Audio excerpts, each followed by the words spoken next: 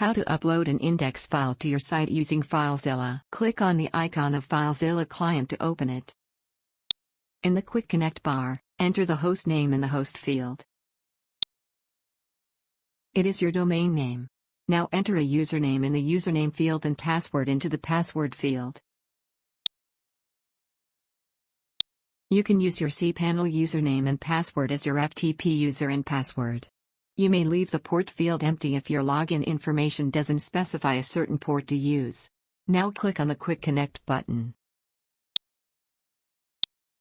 In the server pane, double-click on the public HTML folder to go inside it.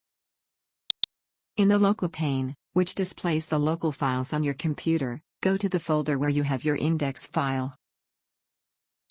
First right-click on the index file and then click on the Upload option. Now you can see the uploaded index file in the server pane. Now you know how to upload an index file to your site using FileZilla. Thank you for watching.